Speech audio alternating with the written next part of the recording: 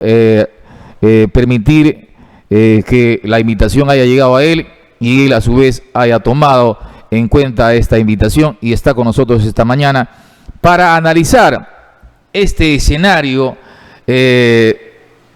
bastante complicado para el país, porque estamos entre la derecha conservadora que representa el fujimorismo, porque, como ha dicho la señora Fujimori, el fujimorismo ha vuelto a sus raíces, a ser un partido orientado al populismo, donde apela, por ejemplo, dar apoyo a los comedores populares, a los barrios, asentamientos humanos, en fin, es decir, ese es el sector duro del fujimorismo que ha logrado nuevamente llevar a una segunda vuelta a la señora Keiko Fujimori.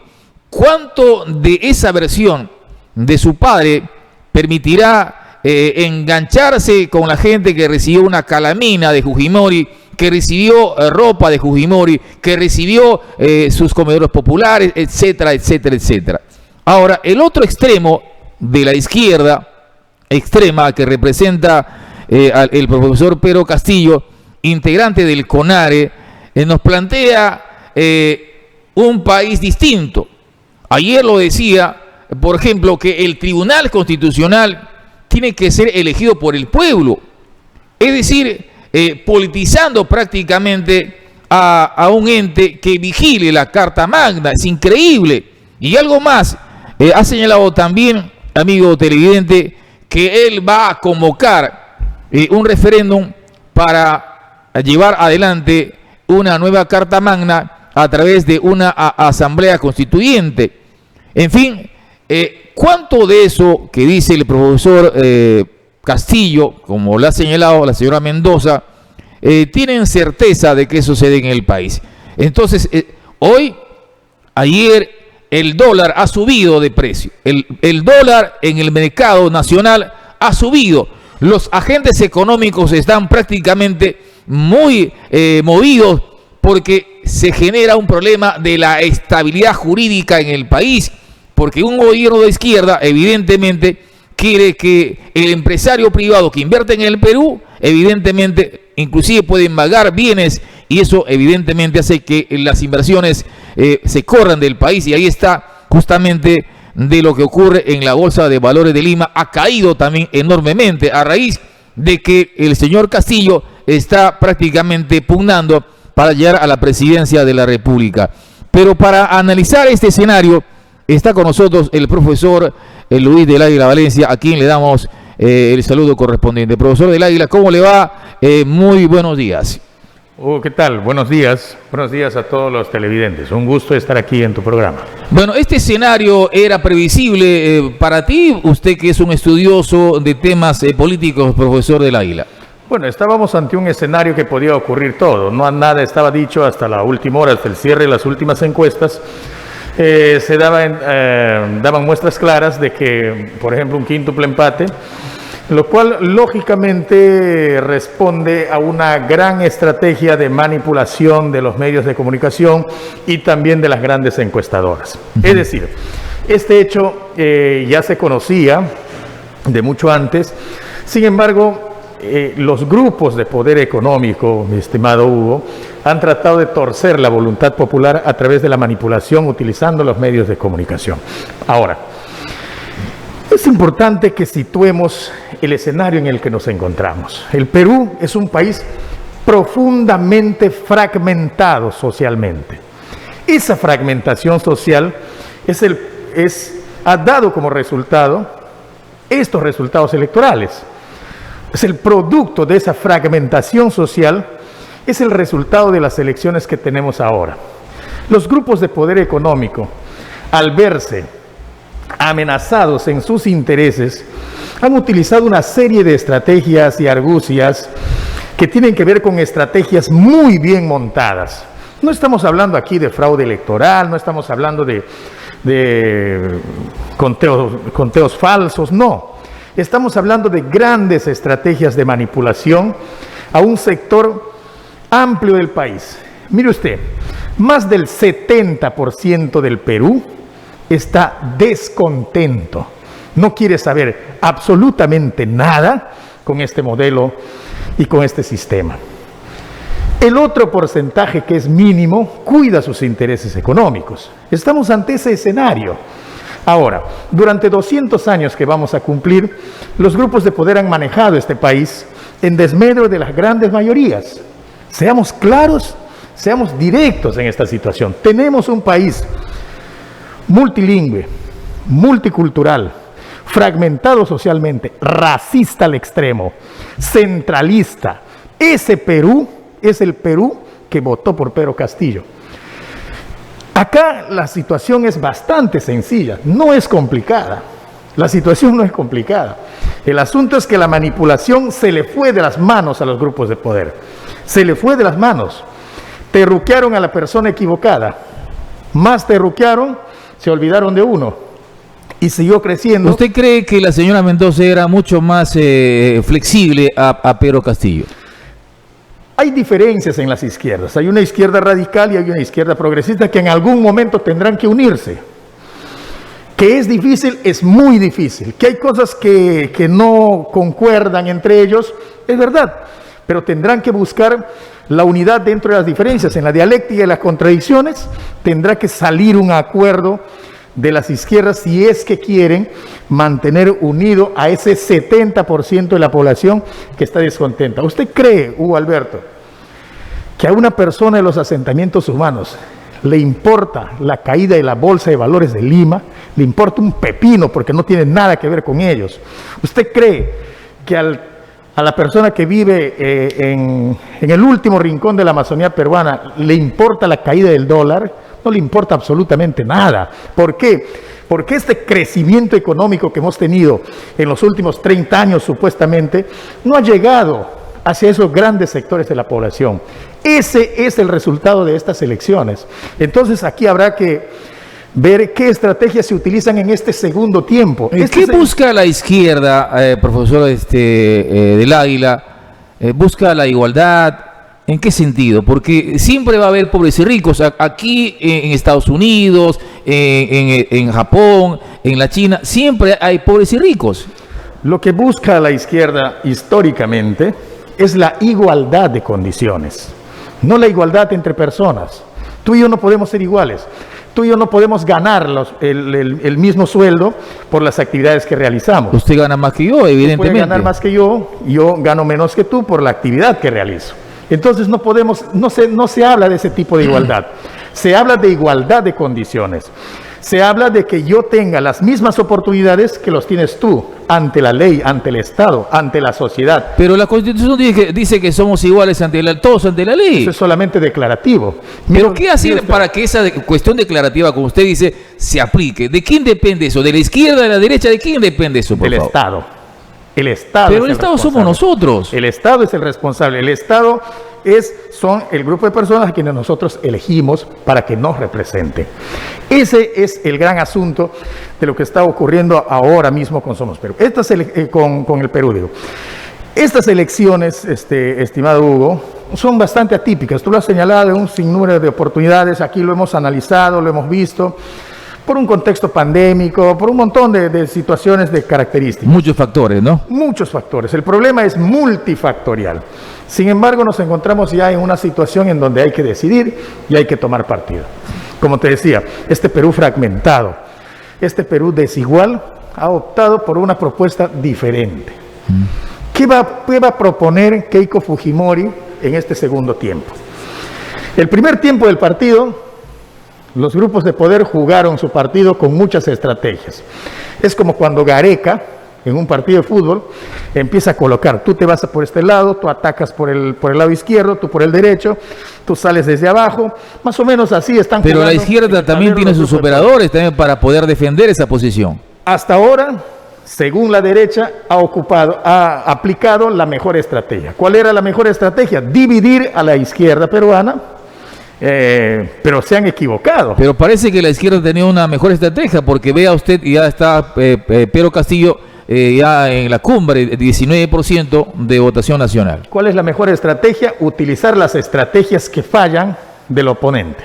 Esa es la mejor estrategia. Y esa es la que utilizó la gente de Pedro Castillo.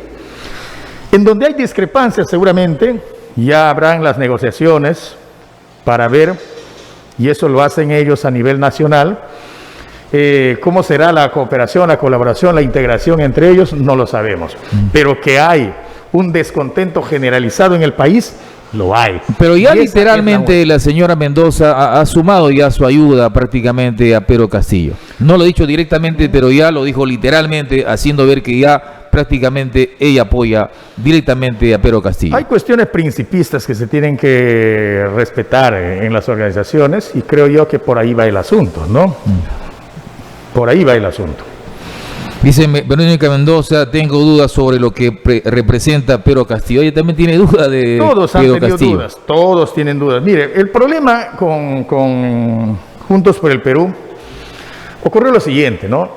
Primero se vio amenazado en el bolsón electoral más grande del país, que es el sur, se vio amenazado por este cambio de discurso de Johnny Lescano. Verónica Mendoza giró un poco a la izquierda, ¿verdad? A la acción populista. Un poco estratégicamente, porque en su plan de gobierno no decía absolutamente nada sobre eso. Verónica Mendoza, en su afán de conquistar ese sector que está en la capital, flexibiliza el discurso, pero es remontado por este discurso más contestatario que venía detrás de Pedro Castillo. Por eso es que pierde votos en el sur con Lescano y con Castillo. Pierde votos en el centro con Castillo.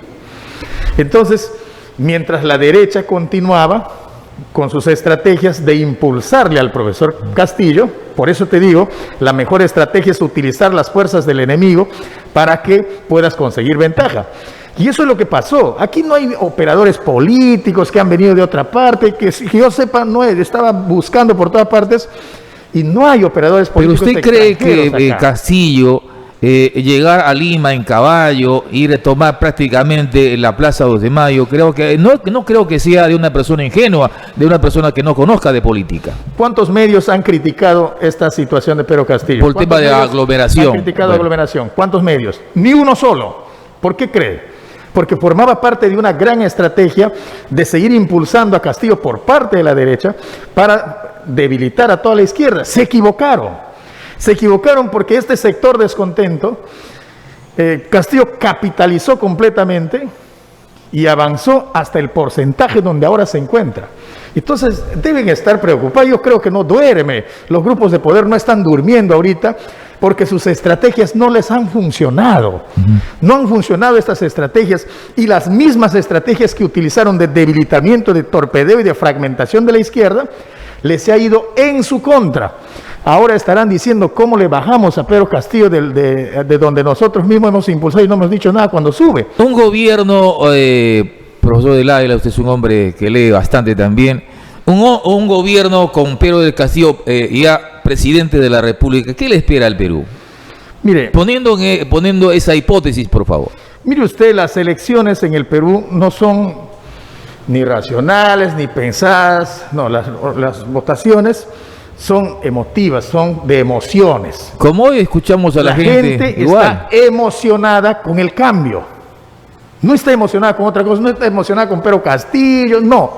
La gente está emocionada con el cambio. Usted también podría haber, seguramente, hacer una campaña similar a Castillo, representando ese sector, y seguramente estaría ya encumbrado en un lugar como él, ¿no? Porque yo pienso, según lo que estamos leyendo el día de ayer, el señor Castillo ha sido un dirigente rondero, ha estado vinculado a las rondas campesinas en Chota, Cajamarca, no tiene mayor preparación académica, pero como alguien decía, correcto, en el Perú todo el suelo está parejo porque todos debemos de a postular y a ser elegidos. Eso evidentemente está bien. Todos tenemos igualdad ante la ley, por lo menos ahí, ¿no? Entonces, Pedro Castillo es un docente, toda su vida rondero. Por esta situación le dirán ahora que no está preparado para gobernar el país. Y a ese sector que votó por él, ese 70% de descontentos que yo te señalo, que no están reflejados todavía en las elecciones, ¿tú crees que le importa, Hugo? ¿Crees que le importa que sepa o no sepa gobernar? No le interesa.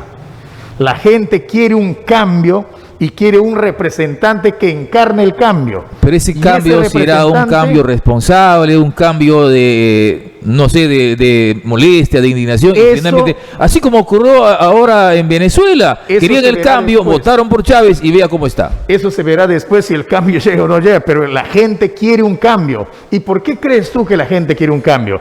Porque se cansó de este modelo, se cansó de la exclusión, se cansó de la injusticia, se cansó de la desigualdad, se cansó de un sinnúmero de injusticias que ocurren todos los días. Mire usted lo que ocurrió en la pandemia.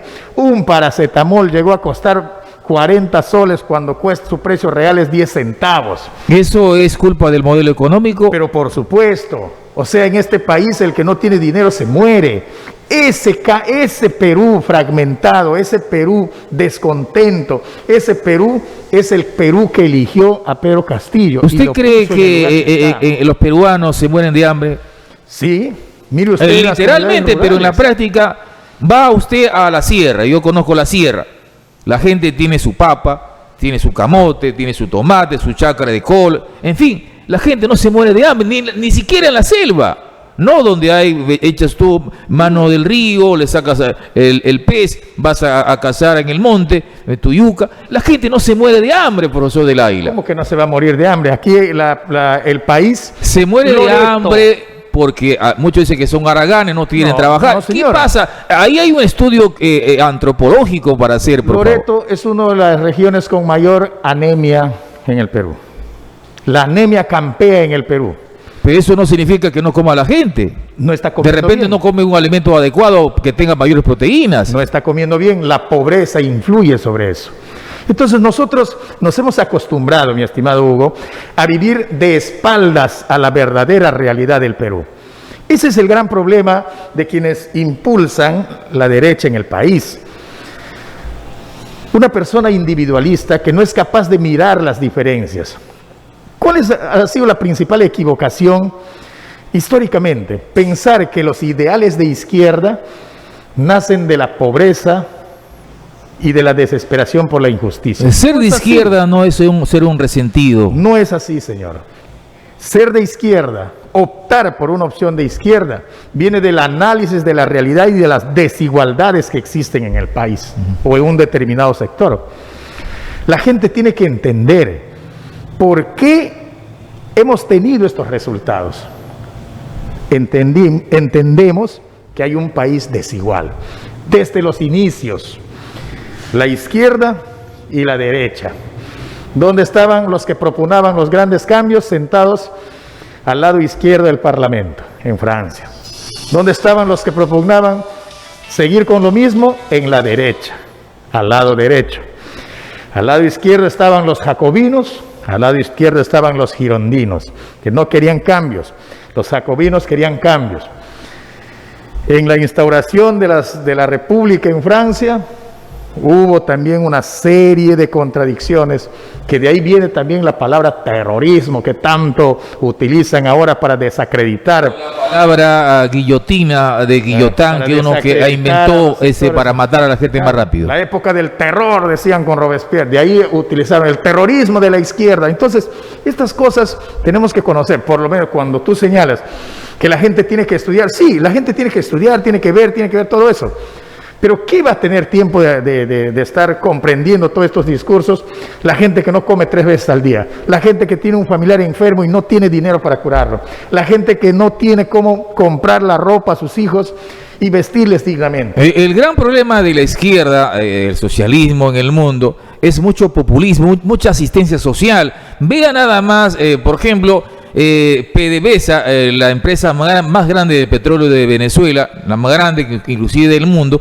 Vea, antes de que Chávez ingrese a la presidencia tenía 1.500 empleados, nada más. Hoy tiene 30.000 empleados. Todo el mundo quiere vivir de la teta de PDVSA, es decir, más asistencialismo en ese tipo de gobierno, profesor. Bueno, son modelos que de repente están en el fracaso, pero que a esa gran cantidad de gente excluida que había en Venezuela, también le ha beneficiado. Cuando ustedes hablan de un paraíso venezolano, hablan solamente de un sector pequeño, de ese sector que tenía dinero para ir a veranear en las playas, de ese sector que tenía dinero para estar en los grandes hoteles. Ese no es ningún paraíso. Paraíso es cuando están todos en igualdad de condiciones. Eso es lo que no se habla. Entonces, y eso es el resultado. Yo quisiera que a la gente le ayuden estos resultados a comprender que no se puede vivir eternamente con tanta injusticia social. Es imposible. Correcto, voy a dar espacio a una comunicación. Alguien está en la línea y quiere seguramente dar su opinión, porque aquí en este medio de comunicación practicamos la pluralidad. A veces hay divergencias de ideas porque evidentemente es importante debatirlas, confrontarlas. Hola, ¿cómo le va? Muy buenos días. ¿Cuál es su nombre? Adelante, le escuchamos. Buenos días, Hugo Alberto. Practicar la pluralidad en un país como el nuestro es muy importante. Clay Bautista Guamanchumo, coordinador de Renovación Popular, lo saluda a usted, mi estimado, y también saludar a su invitado, en la cual veo que han hecho una corrección porque veía en sus pantallas que lo presentaba como analista político, y considero que una persona que ya se parcializa con uno u otro partido político no puede ser un analista o una persona imparcial. Escucho con asombro y un poco perplejo decir a su invitado que en el Perú no morimos de hambre. ¿Sabe quiénes se mueren de hambre? Se mueren de hambre las personas que no saben trabajar, las personas que no saben agarrar una palana, las personas que no saben vender un refresco, las personas que no saben vender un plátano. Esas personas se mueren de hambre. La persona que sabe trabajar no se muere de hambre. La persona que está acostumbrada a vivir de la política o es un parásito de alguna institución y cuando salen de ahí se mueren de hambre. Entonces, el pueblo peruano es un pueblo trabajador, es un pueblo luchador. Y querer implantarnos un modelo que ya ha fracasado en el mundo, en pleno siglo XXI, obviamente pues es un sueño de algunos que todavía no entienden que estamos en la época de la modernización, en que debemos de actualizarnos y dejar de ser un país tercermundista. Y para dejar de ser un país tercermundista, como nos mencionan en el exterior, tendríamos ya que dejar el modelo comunista, que se ha demostrado desde la caída del muro de Berlín que fue un fracaso. De tal manera que me parece que debería tener invitados, si van a dar una opinión, que no sean de militantes o simpatizantes de un partido político, porque de alguna manera va a jalar para ellos. Entonces sería una persona que no se conozca una afiliación o una simpatización política. De tal manera que a través de su medio quiero terminar diciendo de que nosotros, como Renovación Popular, en una ruta de urna nos ubicaba en un quinto lugar, y ahora ya llegando casi a un 100% del conteo oficial de la OMP, estamos en un tercer lugar, en la cual ha habido errores. Obviamente que ha habido errores, hay que reconocer, pero también hay que reconocer que es un partido político que ha nacido hace poco y se está afianzando, consolidando a comparación de otros partidos que durante años han estado ahí y han perdido inclusive su inscripción dentro de la ley de partidos políticos porque no han alcanzado a pasar la valla electoral. De tal manera, mi estimado Alberto, que esta segunda vuelta nos llama a pensar bien, a mirar bien el escenario político, porque nos encontramos en una situación bastante incierta. Y te voy a mencionar el artículo 184 de la Constitución Política, que cada vez, al parecer, está tomando fuerza. Dice: el Jurado Nacional de Elecciones declara la nulidad de un proceso electoral, de un referéndum o de otro tipo de consulta popular cuando los votos nulos o en blancos sumados o separadamente superaran los 2/3 del número de votantes emitidos. De tal manera que hay muchos escenarios que se pueden mirar, porque en estos momentos el dólar se ha disparado, porque hay una desestabilización en el extranjero que nos están mirando, porque la izquierda probablemente tiene las intenciones de gobernar. Entonces, nosotros como países dependientes, porque eso es lo que somos un país dependiente. El 28 de julio de 1821 fue la gran farsa en el Perú, en la cual nos dijeron que éramos independientes. Entonces hay que mirar el escenario con mucha tranquilidad y con mucha imparcialidad, sin apasionamientos políticos, porque lo que tenemos que buscar es lo mejor para el país, lo mejor para nuestros hijos, para que ellos puedan vivir en una patria mejor. Hugo Alberto, yo le agradezco por haberme permitido opinar y muchas gracias. Muchas gracias, señor. Bueno, profesor, Yo quiero felicitar a la gente que opta libremente por defender a una organización política. Perfecto. Eso también es democracia. Te felicito. Eso es democracia. En la vida hay que saber respetar los resultados y felicitar al oponente si es que consigue buenos resultados. Así como yo tengo bueno, inicialmente hice boxeo. Un día me fui, entrené un mes y me pusieron a boxear con uno que tenía ya 3 años de entrenamiento, no un mes, y me golpeó y me puso prácticamente un knockout. Entonces, y el boxeo es el deporte que yo admiro, aprecio tremendamente, porque luego de haber peleado 12 rounds y con la cara magullada, y al final se dan un abrazo, claro, no se dan la mano. Ese es un deporte. Yo creo que hay que respetar al oponente, hay que felicitar cuando... Mire, los partidos fortalecen la democracia. Siempre y cuando permanezcas en esa organización, defiendas una línea, me parece bien que lo defienda y me parece bien que me critique al decir que no estoy siendo imparcial. Es su percepción, es su percepción. Yo hago una mirada general a la situación. Aunque tienes un corazón como ser humano también, una preferencia. Una preferencia política. Yo soy un simpatizante y un sector importante de la política. No soy militante y trato de hacer una mirada general al ese de decir no soy militante no es ser un hombre tibio, ahí no querer estar directamente vinculado. Que yo he realizado durante mi vida, me he dedicado a los medios de comunicación durante mucho tiempo. Claro. No me ha permitido militar en un partido determinado, salvo en mis épocas de estudiante en los partidos. Eres un simpatizante de la izquierda. No ejerzo dirigencia, no hago vida orgánica en un partido de izquierda, no lo he hecho. No estoy inscrito en un partido de izquierda. Pero apoyaste inicialmente a Verónica Mendoza. Sí, he tenido simpatías por Verónica Mendoza y sigo pensando que era la mejor opción. En un modelo como el nuestro, pensábamos que el discurso de Verónica Mendoza estaba alineado con los planes de desarrollo sostenible a nivel mundial, estaba alineado con el desarrollo estratégico del país sin descuidar el sector popular. Por eso es que yo he manifestado bastante simpatía por ellos. Ahora, creo yo de manera general que tiene que haber unidad ya en los diferentes grupos. Creo yo que los grupos tienen que trabajar en la necesaria unidad, así como la derecha. Muchos no nos damos cuenta porque hacemos un análisis muy superficial de las cosas. El asunto es irnos a la profundidad, a las raíces. Vemos solamente nuestra individualidad. ¿Usted simpatiza con un gobierno de izquierda en América Latina? Quiero terminar primero la idea. ¿Qué es lo que qué mitos nos se han metido desde los grupos de poder para mantenernos siempre dominados? El mito del hombre Aragán, ¿no? Principalmente el amazónico. En la selva, ¿no? El amazónico Aragán es pobre porque no trabaja. El amazónico Aragán vive echado en su hamaca y no hace absolutamente nada. Son mitos. Pero no es verdad eso, no es verdad. Para hacerte creer que tú eres el culpable de tu pobreza y no este sistema que todos los días te maltrata. Eso nos han hecho creer a todos a través de los medios de comunicación. Entonces mi patrón me da un pequeño trabajito y yo con eso me siento por encima del otro que no tiene oportunidad. Entonces vivimos en el mundo del individualismo.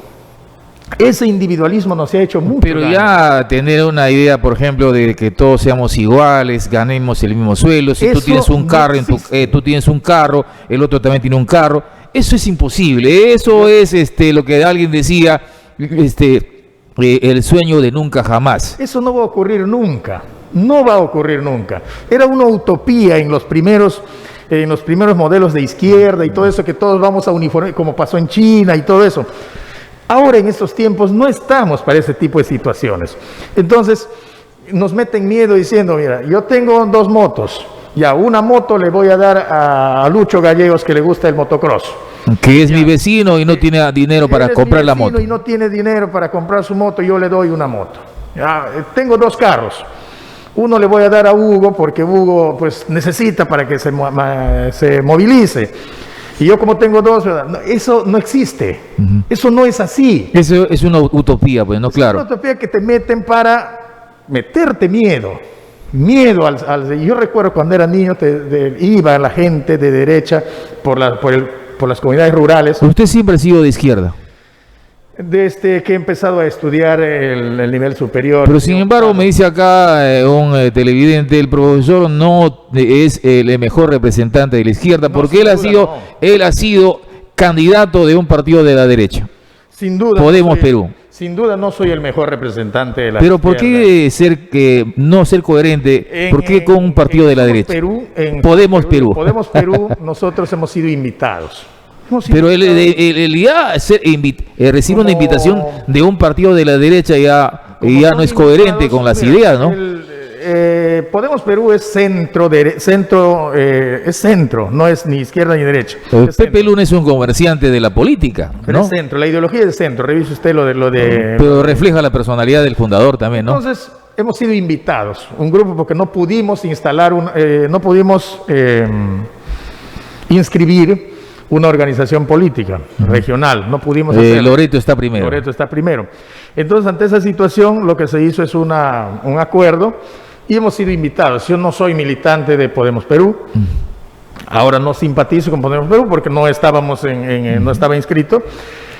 Y la mayoría de gente que nos acompañaba ahí tenía pues aspiraciones progresistas. Eso también hay que entenderlo. O sea, no es que uno anda de partido en partido. Nosotros hemos sido invitados y es la única vez que yo he postulado con muy pocas posibilidades porque las circunstancias eran otras, ¿no? Claro, permítame por favor una llamada porque la gente está prácticamente atiborrando de llamadas.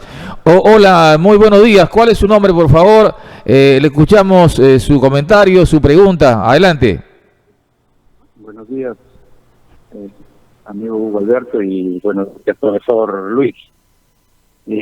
Hace un momento el profesor Luis dio una opinión sobre Venezuela. Yo tengo un hermano que se fue en el 90, y está 31 años allá. Él ha gozado el tiempo en que Venezuela era próspera, era una de las potencias económicas de Sudamérica. Su fin de él fue ir a Venezuela para posteriormente pasar a Estados Unidos, porque lógicamente un peruano necesita visa. Y muy difícil era, y hasta ahora es, tener una visa. Entonces, pero Venezuela simplemente pasaba a Estados Unidos con tu pasaporte. ¿Por qué? Porque era una potencia económica que tenía muy buenas relaciones con Estados Unidos y con todo el mundo. Entonces, él ha vivido ese tiempo de prosperidad en Venezuela, pero también ha vivido lo que pasó con Chávez. Él hace 2 años y medio vino aquí al Perú, porque realmente estaba muy mal. Él hizo su familia allá, sus hijos son venezolanos, su esposa es colombiana, pero ha vivido las dos etapas. Y realmente, señor, yo particularmente tengo miedo de esto, del profesor Castillo. ¿Por qué? Porque es un admirador de Chávez y por ende es admirador de Fidel Castro. Fidel Castro hace más de 50 años que ocasionó una revolución en Cuba y ese país vive en una antigüedad, autos de hace 50, 60 años atrás. Y su alumno Chávez, que cuando ingresó a la política, yo tengo un video y lo puedo compartir, cuando ingresó a la política y cuando ya estaba en esos momentos tipo el señor Castillo, él prometió, dijo, no, yo no más de 5 años no voy a estar en el gobierno, y si es posible, yo puedo entregar antes, si mi gobierno es desastroso, yo lo puedo entregar antes. Y mira cuántos años se ha quedado y sigue quedándose. Evo Morales es de la misma línea, igualito. Si no lo sacan en el 2019 por las protestas y todo, siguiera. Su anhelo era seguir, perpetuarse en el poder. Miren, debemos tener mucho cuidado con estas personas que sí han nacido en cuna pobre, pero ¿cuál es su anhelo? Fidel Castro viene de una familia pobre, ahora es la familia más millonaria en Cuba y tiene propiedades, pero su entorno nada más. Igualito Chávez, igualito Maduro. Entonces, no nos equivoquemos. Lógicamente que no estamos de acuerdo con el modelo económico, de repente la repartija aquí en el Perú no es variable o no es equitativa para todos, pero por lo menos estamos mucho mejor que muchos países. Y me da miedo también, yo ahorita estoy en una disyuntiva, no sé por quién votar. En la mañana mi hijo joven ya me dice, papi, ¿por quién? Ahora, ¿quién vas a apoyar? La verdad que no sé, estoy pensando en votar nulo tal vez, no sé, porque tampoco Keiko no me da de confianza, pero más miedo me da el profesor Castillo, por todo la tradición que trae consigo. Una vez me dijeron, pero el comunismo, el socialismo es bueno, como la China, es un país próspero, es otra cultura, ellos tienen otra cultura, el chino, el asiático tiene otra formación.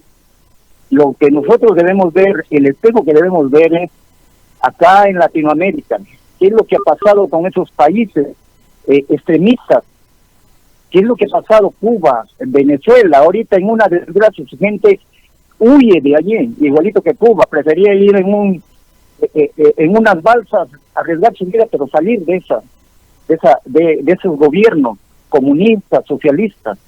Realmente tenemos, ahorita el Perú está, creo, en un sueño o en una pesadilla, porque no sabe a quién elegir, a quién dar su voto, porque tampoco Keiko me da confianza, pero más miedo me da el señor Castillo, y esperamos, ojalá que podamos ser sensatos en estas elecciones y no creamos las promesas de los extremistas, realmente no lo creamos, porque después Evo Morales recién ha dicho y ha felicitado al señor Castillo, porque dice que lleva los mismos pensamientos de integración americana de Chávez.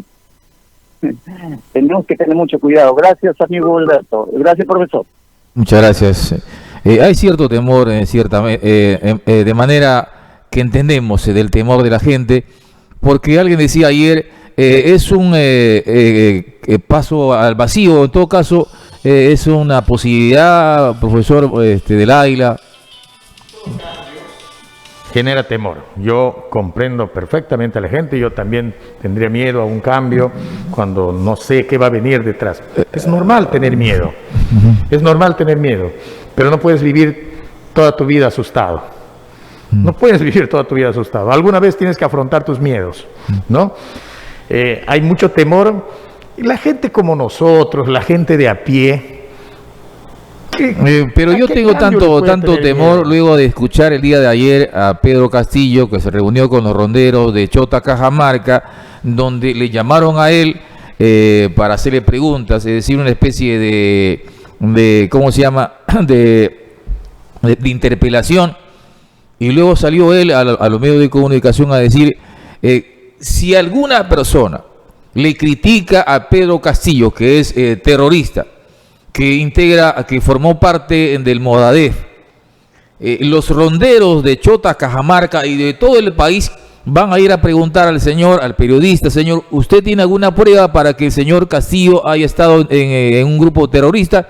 Si no tiene la prueba, el periodista o el señor o cualquier persona va a ser azotado por las rondas campesinas. Eso en realidad es un peligro para la democracia, profesor del Águila, porque permitir que las rondas campesinas hagan su castigo como siempre ocurren con, ¿cómo se llama?, hacen pasar callejón oscuro, eso ya no es algo que tiene que ver con las normas que están establecidas en este país, profesor del Águila. Creo que la gente ya empieza a distraerse en cosas muy sencillas, ¿no? En cosas muy...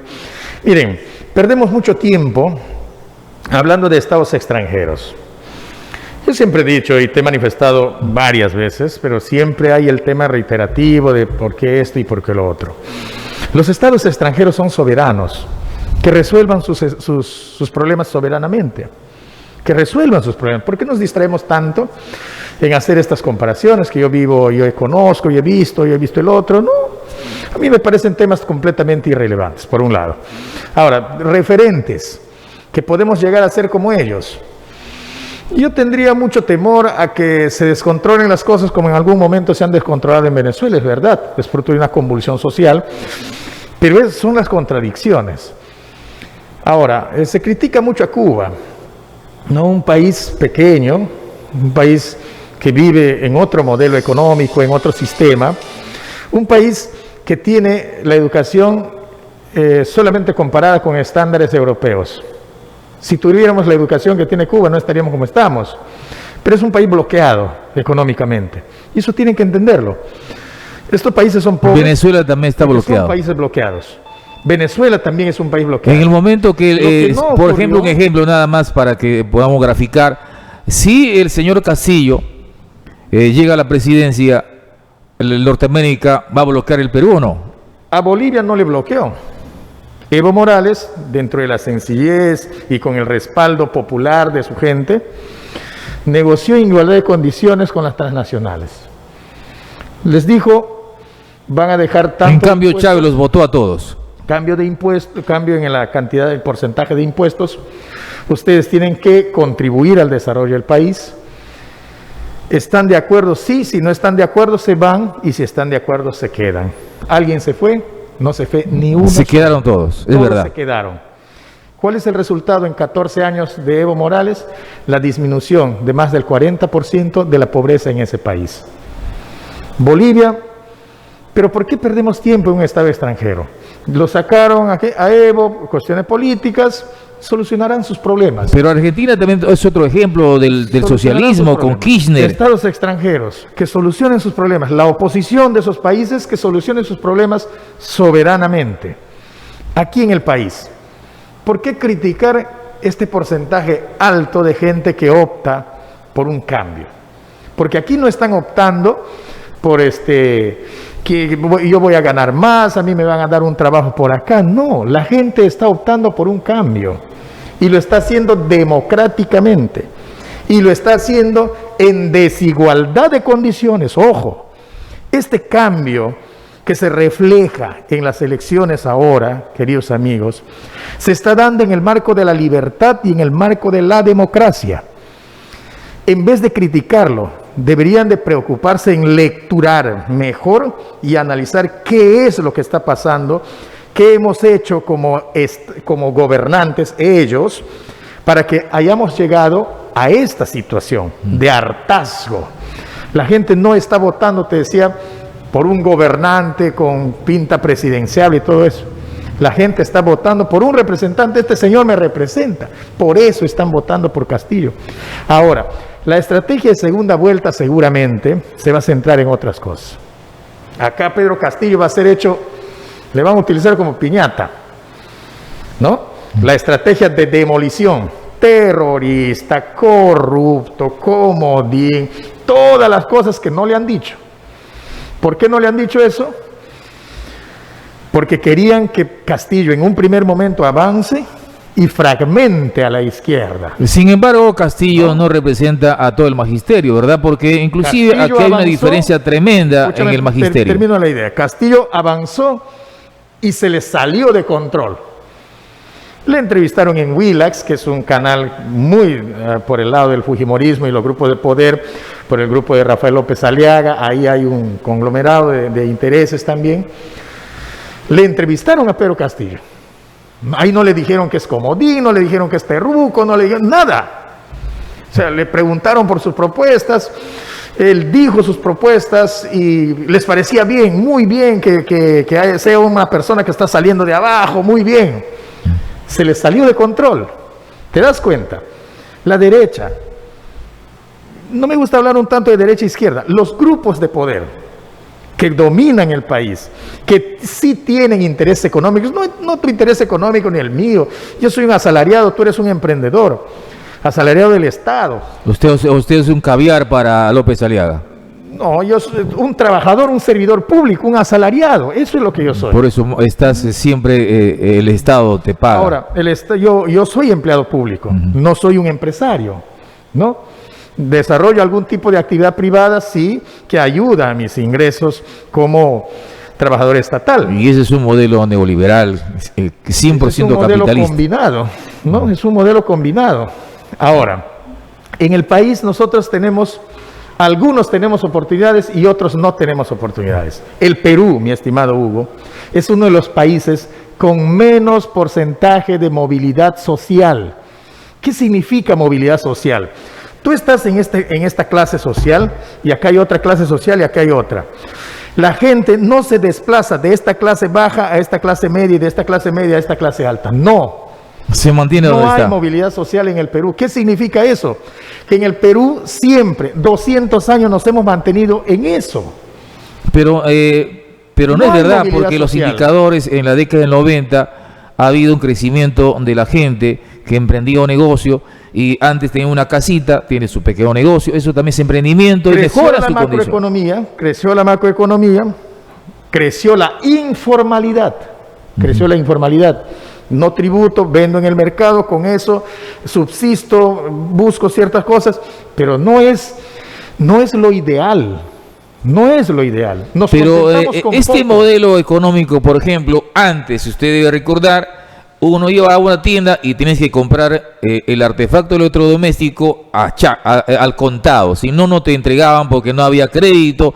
En la década del 90, justamente cuando se implementó este modelo neoliberal, la gente tuvo acceso a comprar una motocicleta, un refrigerador, un televisor, porque le daban crédito en 24 meses, tenía acceso a créditos pequeños también, pero antes de eso no había esa posibilidad.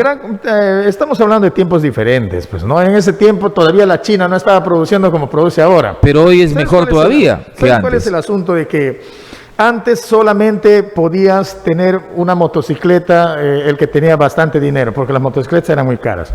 Ahora, China fabricó. ¿Eres pobre? Sí. ¿Cuánto ganas? Menos de 500 soles.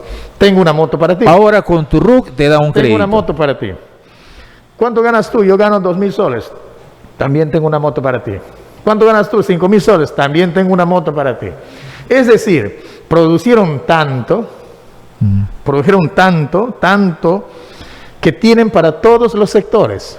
Pero ese es otro tema, ese es otro modelo. Otra vez estamos distrayéndonos en asuntos extranjeros. Correcto. Pero antes, por favor, antes de continuar, vamos a dar paso a esta comunicación. Está alguien en la línea. Hola, muy buenos días. Buenos días, amigo.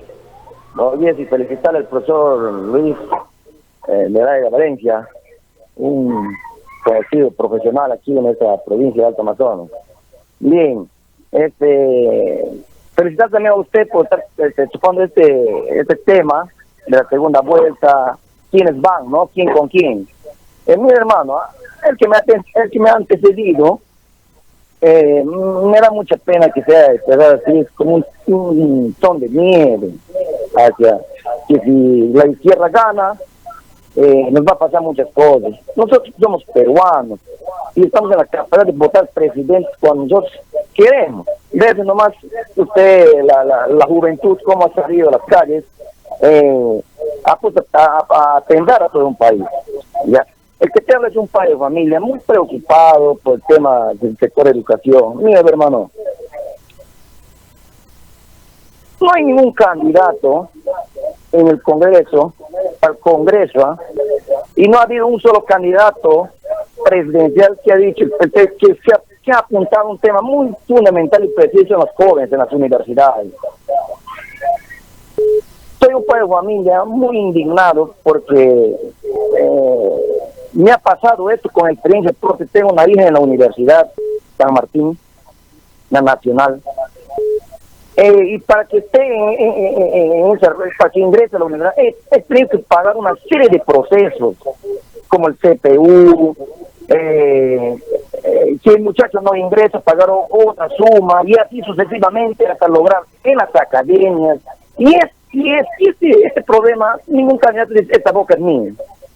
Mira, hermano, ¿cómo no preocuparnos por un joven que tiene esas ganas, ese anhelo de ingresar a la universidad y no puede, porque está parametrado, porque hay una serie de trabas ahí, corrupción en las mismas universidades, todo por el tema de la autonomía que les han dado? Pero eso, ¿quién regula? Ni la SUNEDU puede regular esto. ¿Ya?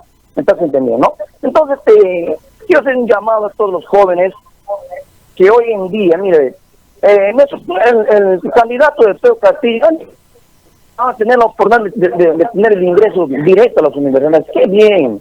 Pero tiene que haber también un proceso de evaluación desde la educación secundaria, ¿no? Para ver qué perfil, qué estudiantes tienen este perfil de una universidad o qué estudiantes tienen este perfil de un instituto. Pero eso no se está haciendo en el país. Ningún candidato a nivel nacional ha visto sus propuestas. Pobre del joven que se trabaja, que se rompe el lomo en los trabajos independientes porque debe salir adelante, pero el Estado le ha abandonado. Igualito sucede en los colegios de alto rendimiento. Por el padre dicen que es gratis la educación y sin embargo el padre de familia tiene que endeudarse para que le mande a sus hijos, nos llaman a Luchito, nos vamos al colegio. Tiene que endeudarse, hermanos, porque el Ministerio de Educación le pide una serie de cosas y por media docena. Calzoncillos en docena, medias en docena, pantalones en docena. Pobre padre. El padre pobre que no percibe una remuneración, ¿cómo le puede hacer educar a su hijo? Entonces una serie de procesos que hay que cambiar. Estaba escuchando que dicen 200 años de independencia, pero 200 años de pobreza que vivimos. Todos tienen miedo a que un candidato de la izquierda llegue al poder, pero vamos a compararle pues como una nueva mujer que da a luz, que va a dar a luz, sufre, tiene miedo, es impactante, se asusta ella, pero al final, después de dar un parto, nace un nuevo ser, ¿ya? Entonces, desde ese punto de vista, vamos a enfocarnos y vamos partiendo que nuestro país tiene que cambiar.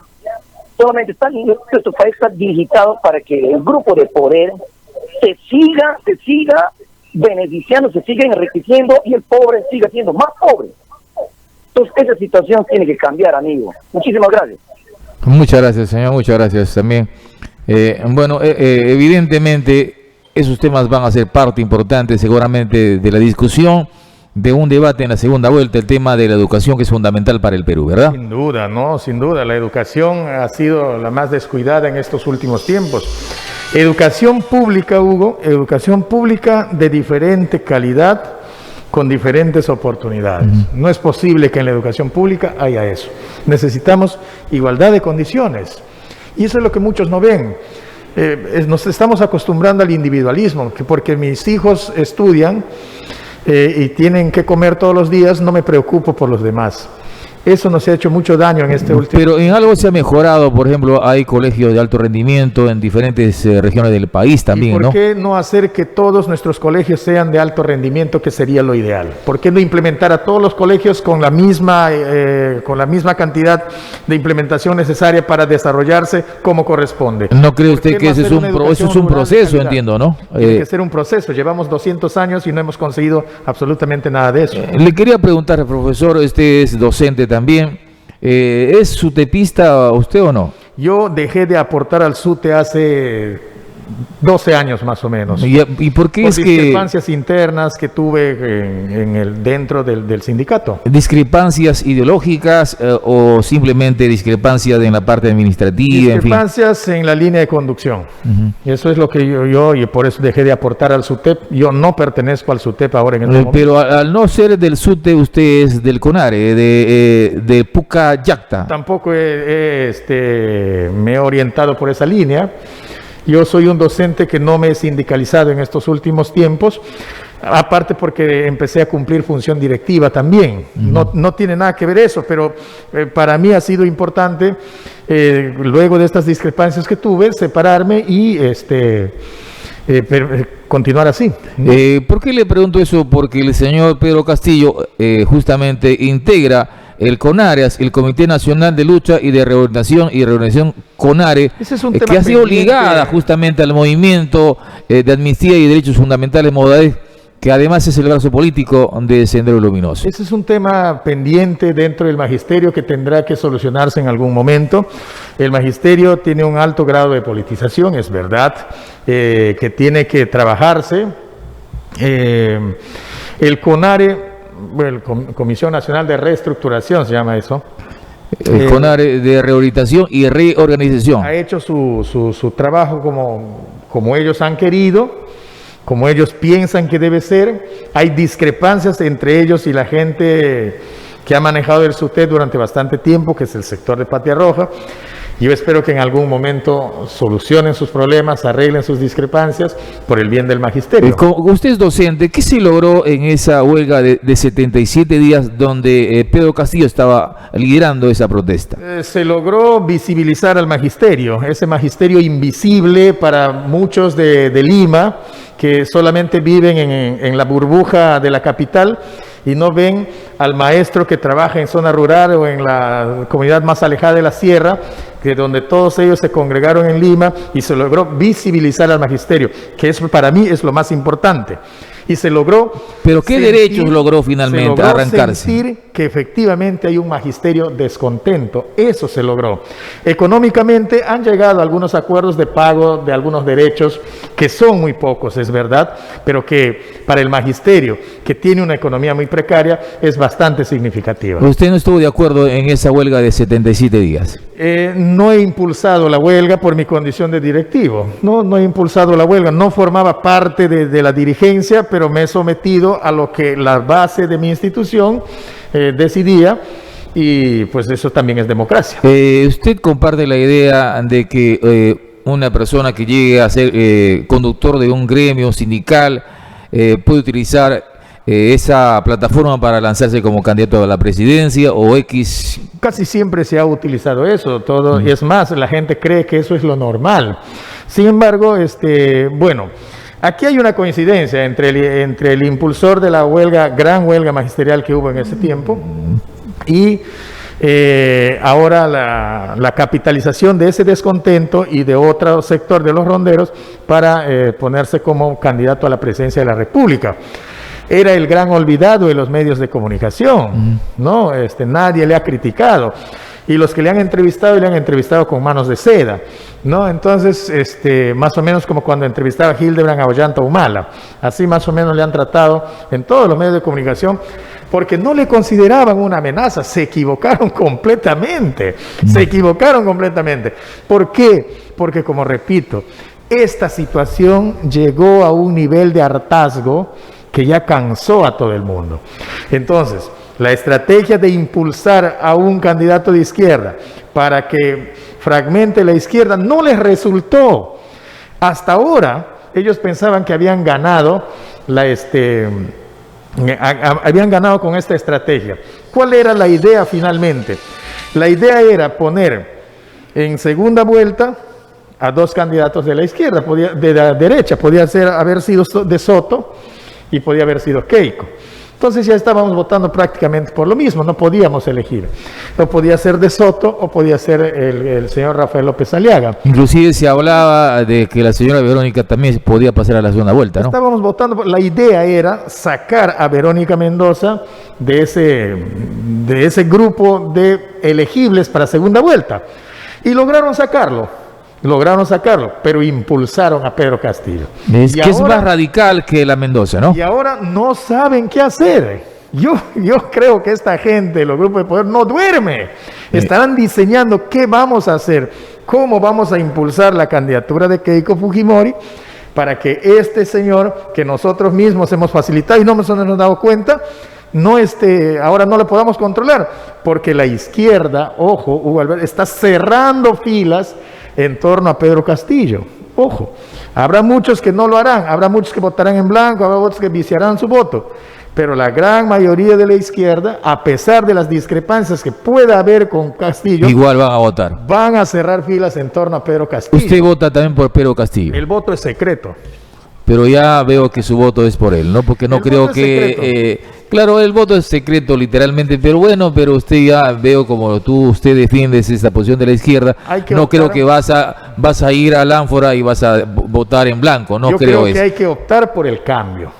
¿Y usted quiere un cambio? Yo quiero un cambio.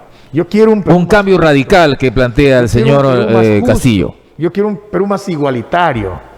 No quiero que haya un niño que nace en condiciones de desigualdad y no pueda transitar hacia otro sector social. Quiero que la movilidad social en el Perú se incremente. En el Perú, niño que nace pobre, muere pobre. Así de claro. Y algunos creemos que porque ganamos un poquito más ya hemos dejado de ser pobres, que porque como nos engañaban en el tiempo del primer gobierno de Fujimori, ¿dónde vives? En tal lugar. ¿Hay un hospital a 10 cuadras de tu casa? Sí. ¿Hay una escuela a 10 cuadras de tu casa? Sí. Entonces ya no eres pobre, porque tienes acceso a salud y tienes acceso a educación. Te pregunta, la calidad de ese servicio educativo, comparto esa sensación. De ese servicio de salud no eran lo más. Claro, te preguntan también, señor, ¿usted tiene agua potable? Sí, tengo agua potable. ¿Tienes energía eléctrica? Sí. ¿Y cuántos artefactos tienes en tu casa?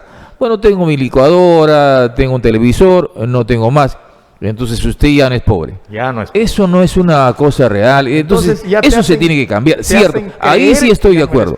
Te hacen creer que ya no eres pobre. Cuando la brecha entre pobres y ricos se ha agrandado. Permítame otra comunicación para terminar, por favor.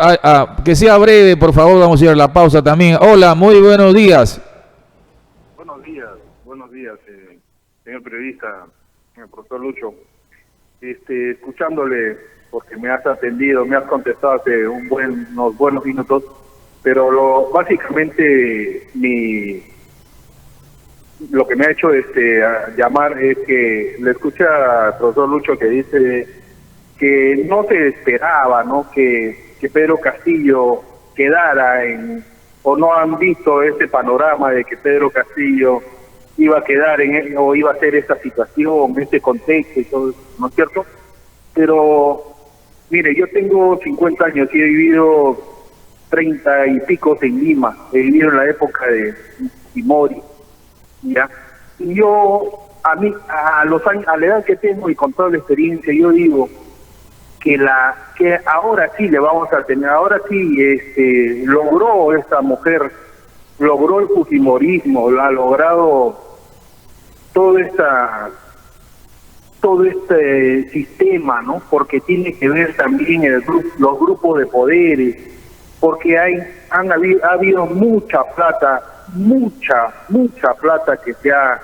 que se ha perdido, que está en poder de ellos, ¿cierto? Pero yo desde que veía las encuestas ya me daba cuenta ya de que iba a pasar esta mujer, ¿no? Porque unos días antes estaban diciendo de que Pedro Castillo, a boca de urna, toda esa maldita OMPE está corrupta, todo ese Ipsos, todas esas cosas se manejan. Ahora salen videos de Montesinos que pagaba $30,000 para que le ponga un punto más, para que le ponga otro. Todas estas cosas son propias de estas situaciones, propio de ellos, de que quieren llegar al poder, de que ansían tanto el poder, ¿no? Porque de repente no podrán gozarlo libremente, porque el padre está en la cárcel, no sé, por muchas situaciones, ¿no? Pero ya se veía, o sea, no es que en el contexto no pensaron que Pedro Castillo, no, lo pensaron muy bien, porque ahora salen las cosas, sacan las cosas de Pedro Castillo, del terrorismo, de Conare, de Sendero, todas esas cosas. O sea, entre Keiko y supuestamente, por así decirlo, el terrorismo, la izquierda y tanta cuestión, ¿por quién van a votar? No es que se quedó, no es que Pedro Castillo haya... No, para mi percepción es que lo han puesto al hombre ahí, ¿no? ¿Por qué? Porque ahora va a salir de nuevo la hija, va a ser, la que derrotó al terrorismo, todas esas cosas son posibles, ¿no? O sea, no es que yo tenga la razón y nada, son posibles. Ese era el punto de vista que quería dar. Muchas gracias. Buen día.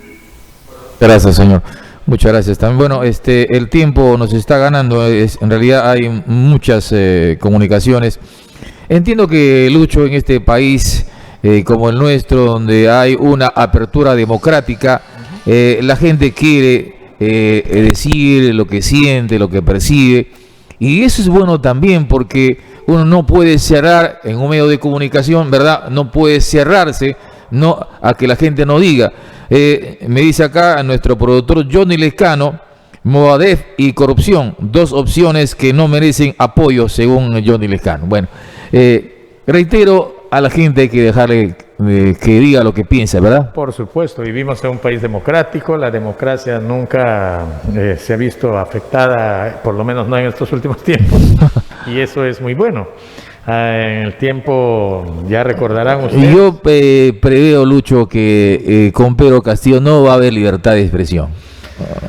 Yo creo que hay que tener esperanzas. Creo que hay que tener esperanzas para que nos cierren los medios. No creo que haya un cierre de medios. Yo creo que es importante que los medios contribuyan al desarrollo de la sociedad. Mientras el medio contribuye al desarrollo de la sociedad, creo que no tienen por qué. Pero la izquierda quiere tomar el control de los medios para que oriente solo una voz nada más y no haya voces discordantes en la izquierda. ¿Eso dónde ha ocurrido? Ocurre en los países... ocurre en Venezuela, hay un control absoluto de medios. Pero eso va a depender, eso depende del pueblo soberano. Yo me ratifico en eso. Bueno, pero igual el gobierno militar de Velasco, con la presencia de zurdos también casi la mayoría, también control de medios, absolutamente total. Hubo Telecentro, recuerdo, en esa oportunidad, pero era porque, bueno, respondía a los intereses de ese momento, ¿no? Claro, pero igual es posible. Ahora estamos en tiempos diferentes, ¿no? En tiempos diferentes.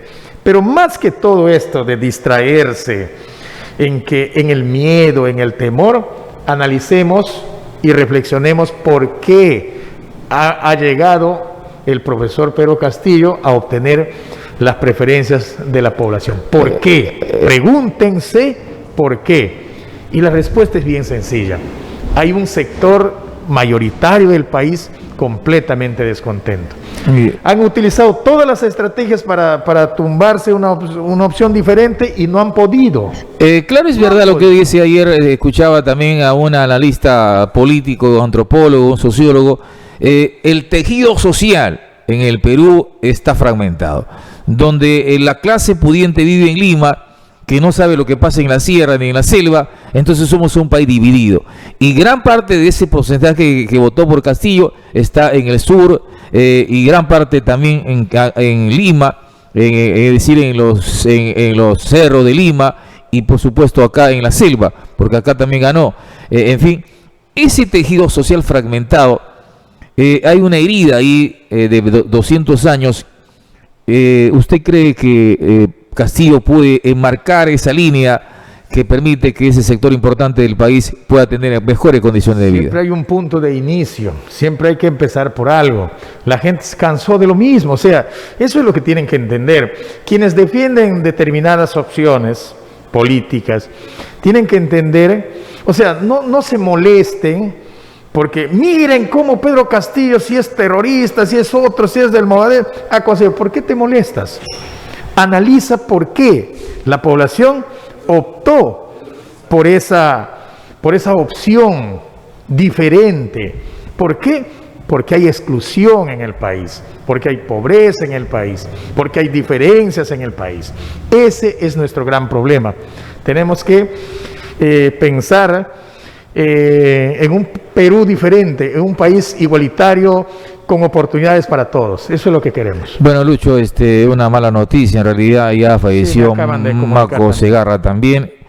Y de acá a la familia de Maco Segarra, nuestras condolencias y por supuesto también nuestra solidaridad. Bueno, mucha gente que conocemos está falleciendo, pero no creo que sea el sistema, algo más está pasando en el Perú. Pero muchas gracias, Lucho. Pero antes de que se vaya, por favor, vamos a dar pase a esta comunicación. ¿Cómo le va? Muy buenos días. Buenos días. Para felicitar. Le escuchamos. Por sus opiniones. Casi acertar de lo que está explicando, ¿sí? Bueno, a ver, yo quiero hacerles una pregunta.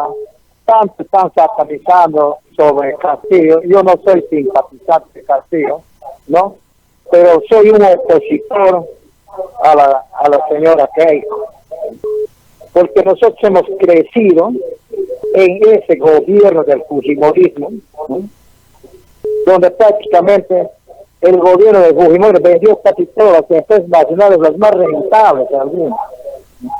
Entonces, les digo yo, si a ella le ven de derecha, la gente debe satanizarse más por ella, ¿Por qué? Porque no tiene un plan de gobierno de perspectiva. Va a ser igual que su padre, porque su padre sigue dirigiendo todavía desde la cárcel, que merecidamente la está pagando. Ahora le digo estas cosas. ¿Quién le va a garantizar que va a haber una paz social cuando la Keiko entre a hacer gobierno? Cuando hace un mal gobierno, trata mal a los profesores, cuando trata mal a los trabajadores, a los dirigentes que quieren por ahí reducir. Hay que tener en cuenta que en su gobierno de ella, cuando ha sido dirigido por Fujimori, por su padre, y ella estaba presente, ¿no? Las organizaciones gremiales, sindicatos prácticamente han sido destruidas, y no solamente destruidas, sino cumpliendo con al dirigente hay que eliminarla. Eso es lo que ha sucedido. ¿Y por qué no podemos recordar ese pasado? Hay que tener en cuenta que la constitución que ellos formaron aquí sigue siendo una de las peores constituciones. ¿Por qué les digo eso? Porque mira, ve, cuando Fujimori, para querernos agradarnos al pueblo, dijo, vamos a reorganizar el Poder Judicial, vamos a reorganizar la Fiscalía, vamos a reorganizar todas las entidades que tienen que ver con la administración de la justicia. ¿Y ahora qué somos? Ahí están los delincuentes andando por la calle robando el momento. ¿Dónde están ese cambio? De ahí, si es verdad que se ha eliminado un poco el terrorismo, pero ahora tenemos un terrorismo hacia la ciudadanía. Ahora te matan porque no quieres dar un celular, porque te pones a luchar contra un delincuente. ¿Por qué no se ve eso? Desde ahí ha venido el terrorismo, también ciudadana, ¿no? Por eso es que se han tenido que formar las rondas urbanas, las rondas campesinas, las juntas vecinales, señores, que es la solución para eliminar el problema de la seguridad ciudadana. Si no hacemos eso, olvidemos eso.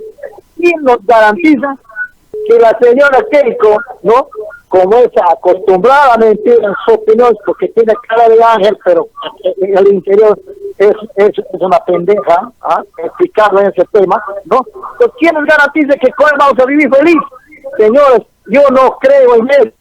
Yo no creo en eso. Por eso es que el pueblo quiere un cambio de constitución, quiere oportunidades de trabajar, de negociar lo que no tiene, ¿no? A eso es lo que nosotros debemos de pensar. Dejemos ya, señores pobladores, de estar creyendo esa satanización, que los grandes poderosos, cuando hablamos de grandes poderosos, no hablamos pues de un señor que tiene un edificio de 3, 4 pisos, que maneja una empresa. Eso no son empresas, porque el momento que cualquier gobierno saca una ley a favor, todos van a quebrar. Fujimori también tiene eso, ¿no? Entonces hay que pensar bien para poder votar esta vez. Yo no estoy de acuerdo con Keiko, estoy analizando su plan de gobierno de Pedro del Castillo, porque Keiko ya sabemos durante sus tantos años de gobierno cómo nos ha dejado nuestro país, ¿ya? Ahora, ¿por qué se sataniza que son de izquierda, que son comunistas, que son ese? ¿Cuál es el país más poderoso económicamente aquí? La China, pues, señores. ¿Y qué gobierno? ¿Qué gobierno? El Partido Comunista Chino, ¿no? Hay países, Rusia, ¿qué ideología llevan? Socialistas, Suecia, ¿no? O sea, hay un montón de países, pero de ellos no decimos, solamente nos dedicamos a hablar de Venezuela. Señores, si Venezuela es así, es porque tiene el bloqueo de Estados Unidos, no es por otra. ¿Y quién viene acá al Perú? Ahí están los delincuentes, los robos, las prostituciones, porque no quieren vivir cuando hay un gobierno que pone orden. Esa es la situación. Por eso, señores, quiero hacer un llamado a la población. Hay que pensar bien. Nosotros queremos oportunidades.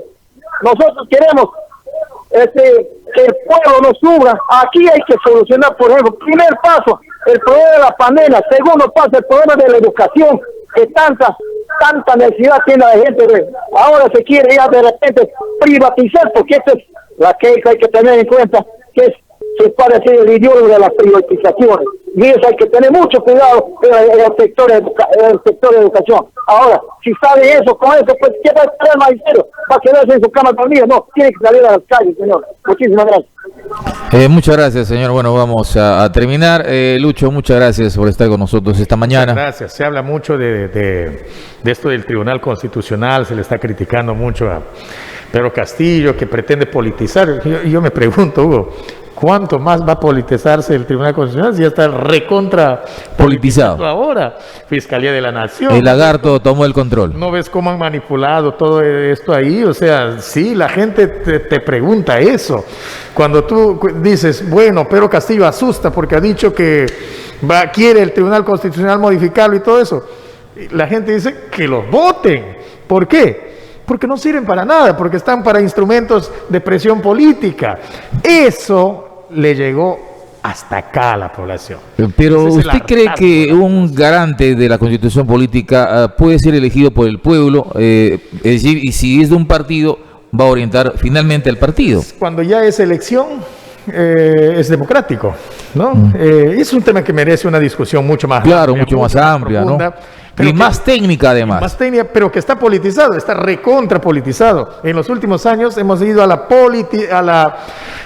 politización del sector judicial.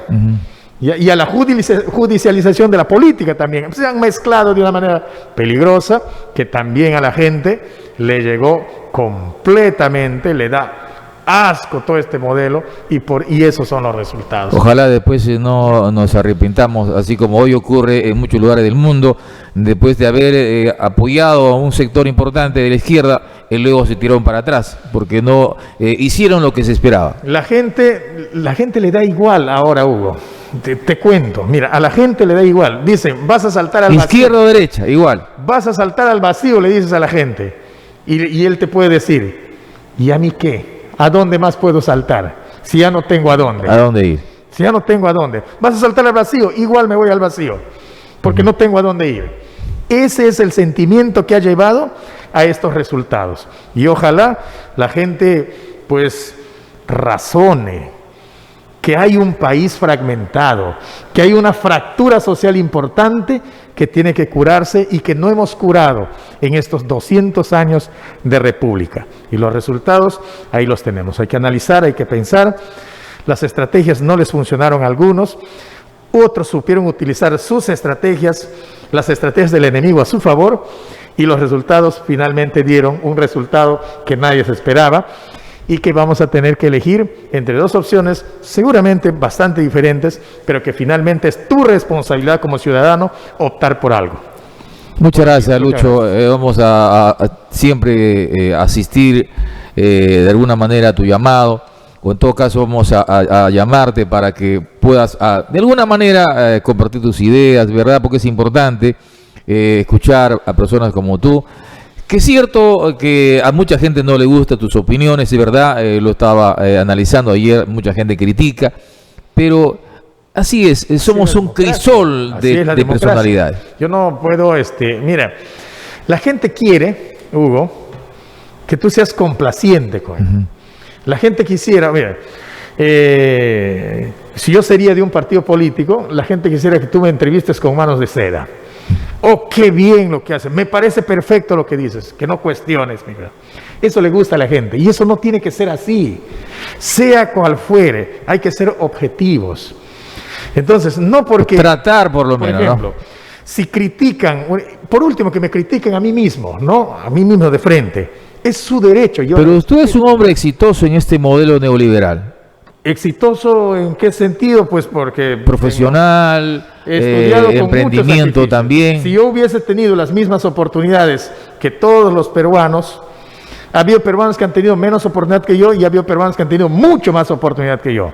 Pero eso depende del modelo, depende de uno mismo, ¿de quién depende? Depende del modelo económico. Pero la inteligencia no depende del modelo económico, depende de tus capacidades, de tus destrezas también. Pero las oportunidades hacen que tú desarrolles tus competencias y tus capacidades y potencies tu inteligencia si tienes igualdad de oportunidades.